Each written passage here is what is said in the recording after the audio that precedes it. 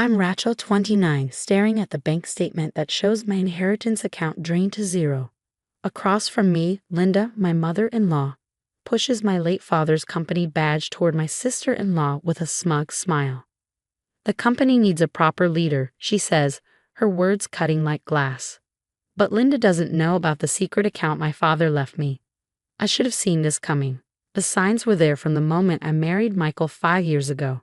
Linda had always treated our family company, the $50 million tech empire my dad built from scratch, like it was her personal fiefdom.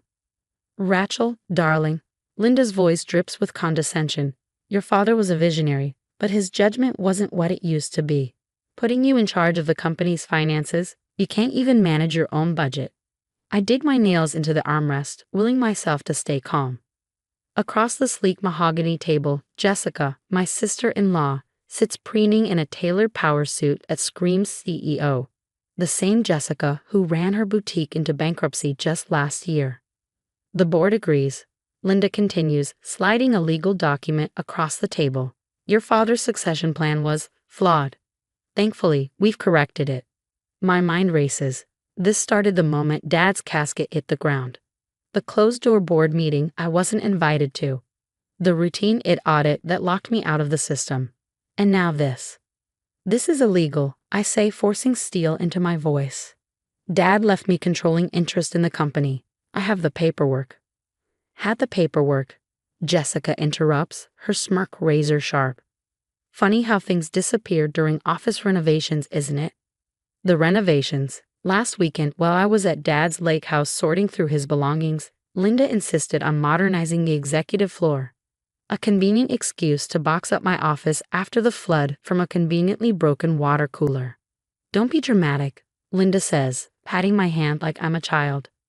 We're family. We never leave you out in the cold. You'll keep your job in accounts payable. It's where you belong. My phone buzzes in my pocket. A text from Marcus, Dad's old lawyer. Don't sign anything. Check your email immediately. I need time to review these, I say, rising from the chair. The board meets in an hour, Linda snaps, her mask of civility slipping. This will be resolved today. As I head for the door, Jessica's voice cuts through the air. Oh, Rachel, we'll need the keys to Dad's estate. As CEO, I'll be moving in. I pause, my grip tightening around the doorframe.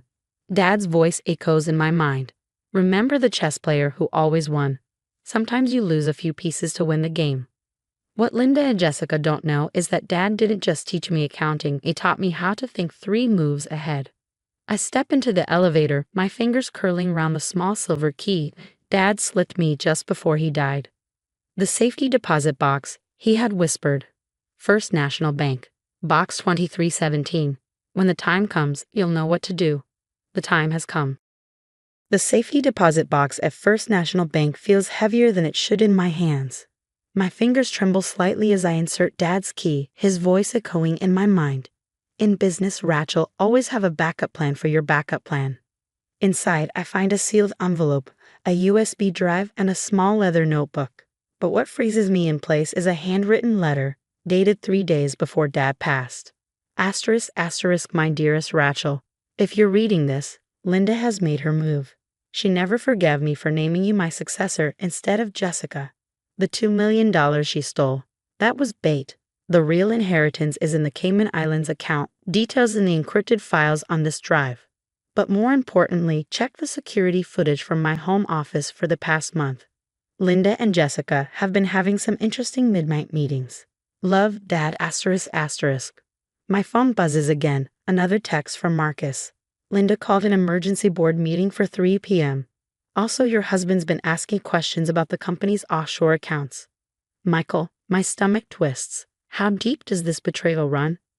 I plug the USB drive into my laptop, my fingers moving automatically to type the password I've known since childhood, the name of Dad's first company. Files flood the screen. Bank statements, recordings, emails, and a folder labeled insurance. Oh my God, I whisper, scrolling through document after damning document. Linda and Jessica hadn't just stolen my inheritance. They'd been embezzling company funds for years. And Dad, brilliant as ever, had been collecting evidence the whole time. A security camera alert pings on my phone. Movement detected in Dad's home office. Pulling up the live feed, I watch as Jessica rifles through the desk drawers while Linda keeps watch by the door. It has to be here somewhere, Jessica hisses, her movements frantic. The old man must have kept records of the Cayman accounts. Linda's voice is sharp. Keep looking. Once we find those accounts, we can transfer everything before the little princess figures it out. Michael says she hasn't checked her father's safety deposit box yet. My husband. My throat tightens. He's been in on this too. I start recording the live feed, my hands steady now. On the screen, Jessica pulls open a drawer with a triumphant grin. There, she says, holding up a folder. Proof Rachel's been stealing from the company. Once I forge her signature on these documents, it'll look airtight. I've seen enough. I dial Marcus, barely waiting for him to answer. Rachel, he says quickly, please tell me you've got something. Oh, I have everything. I reply, my eyes locked on the feed as Linda and Jessica walk out of Dad's office with the stolen documents. Dad knew this was coming. He left a trail of breadcrumbs, and they just walked straight into his trap. The board meeting's in 2 hours, Marcus reminds me. Perfect, I say, downloading the final files. That's all the time I need. Call Agent Sanders at the FBI. Dad apparently had several chats with her about potential corporate fraud. And Marcus? Make sure every board member is there. They won't want to miss this. As I gather the evidence, Dad's voice comes to me again. His favorite piece of advice. The best revenge isn't served cold, sweetheart. It's served with irrefutable proof and federal witnesses. Linda and Jessica wanted to play chess. Fine, but they forgot one crucial detail. I was trained by the Grandmaster. The conference room hums with quiet tension as the board members settle in. At the head of the table, Linda sits with a calculated air of authority. Jessica smugly seated to her right. Michael stands awkwardly near the door, avoiding my eyes. His guilt is written all over his face, and for a brief moment I almost laugh. Almost. Linda rises, her voice ringing out. Before we begin, I'd like to thank you all for attending this emergency meeting. We are here to discuss Rachel's questionable fitness to lead this company. Actually, I cut in, stepping into the room with Marcus and 2 FBI agents flanking me. We're here to address corporate fraud, embezzlement, and conspiracy. The color drains from Linda's face. Jessica's smirk falters, freezing in place. What is this nonsense? Linda demands, though her voice wavers. I set my laptop down, connecting it to the projector with deliberate calm. Let's start with something straightforward, last night's security footage. You'll find it enlightening, especially the part where you discuss forging my signature. The room goes silent as the video begins to play. Linda's and Jessica's voices echo through the room, crystal clear, outlining their scheme to frame me, their theft of company funds, and their partnership with Michael. This is doctored. Jessica sputters, her confidence crumbling. Like you doctored these? I ask, sliding the stolen folder across the table.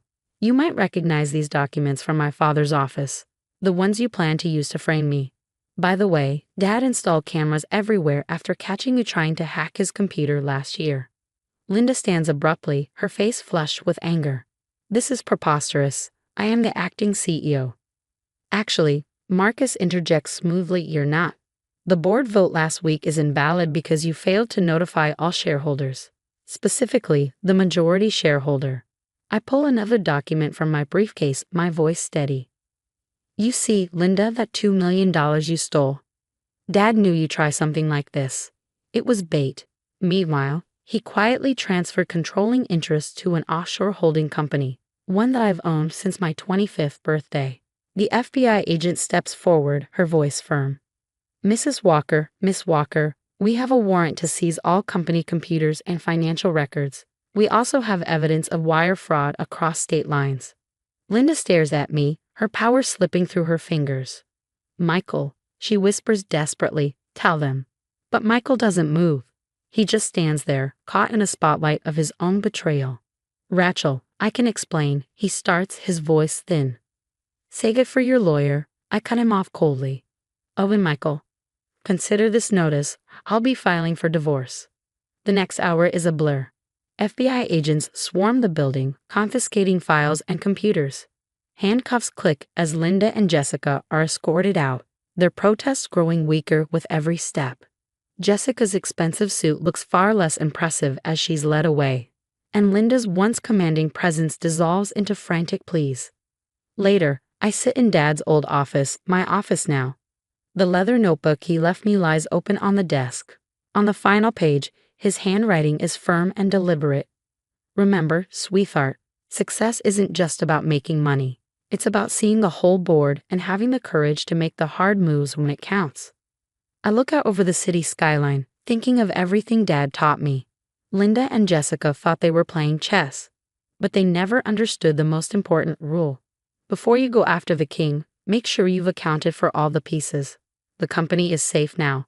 Dad made sure of that. And as for the $2 million they stole, consider it the cost of unmasking their schemes. Sometimes, losing a battle wins you the war. My phone buzzes, a text from Marcus. Board approve your reorganization plan. Everyone's behind you now. I smile to myself, the weight of the past weeks finally beginning to lift. Dad's final lesson echoes in my mind. The best leaders don't just survive attempts to destroy them. They use those attempts to become stronger. Looking out at the city below, I murmur, "Checkmate, Linda. This one's for you, Dad."